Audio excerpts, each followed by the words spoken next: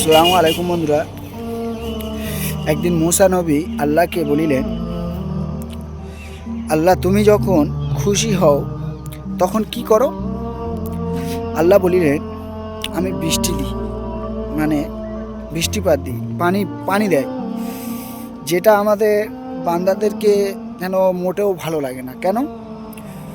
আহ, পানি হলে এখন আল্লাহ খুশি হলে তখন পানি দেয়, আর আমরা কি ভাবি, বেশ কাজে যাব, এখানে যাব, একটু দরকার ছিল, যখন তখন পানি হচ্ছে। কিন্তু না, এইটা হচ্ছে কি, বৃষ্টিটা হচ্ছে, পানি হচ্ছে, আল্লাহ খুশি হচ্ছে বলে পানিটা দিচ্ছে। আর আর একটা বলিল যে আরও কখন খুশি হয় আল্লাহ।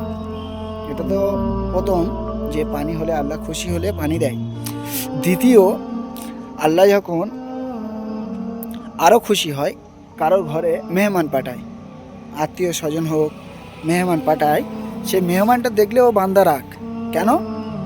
যে ভেস আমাদের একটু সংসারে একটু যাচ্ছে, সে শুধু মেহমান আসছে, খরচা হচ্ছে, এই হ্যান ত্যান। আরে খরচার চিন্তা তুমি করছো কেন? তোমার 10 টাকা খরচা হচ্ছে, তোমার 20 টাকা অন্য দিক থেকে দিয়ে দেবে, তুমি বুঝতেই পারবে না। কিন্তু আল্লাহ খুশি হলে মেহমান পাঠায়, সেটার উপরে তুমি নারাজগিরি দেখাচ্ছ। আল্লাহ খুশি হলে মেহমান পাঠায়। তার 3, আল্লাহ যখন আরও খুশি হয়, সব থেকে বেশি যখন খুশি হয়, কি করে? কারোর ঘরে কন্যা সন্তান দেয়। কন্যা সন্তান, আল্লাহ যখন অনেক খুশি হয়, কারোর ঘরে কন্যা সন্তান দেয়।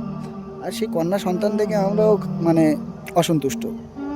আল্লাহ যেটা খুশি হলে দেয় সেটা আমরা যেন চাই না। কেন?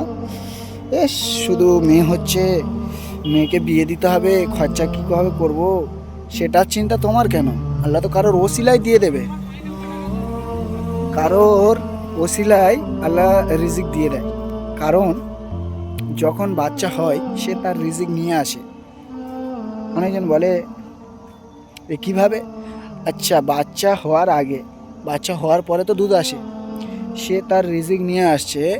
কারোর কন্যা সন্তান দিলে তার আত্মীয় স্বজন হোক বা তার বাপ মা, বাপের ইনকাম দেখবে বেড়ে যাবে, রিজিক বাড়িয়ে দেয় আল্লাহ।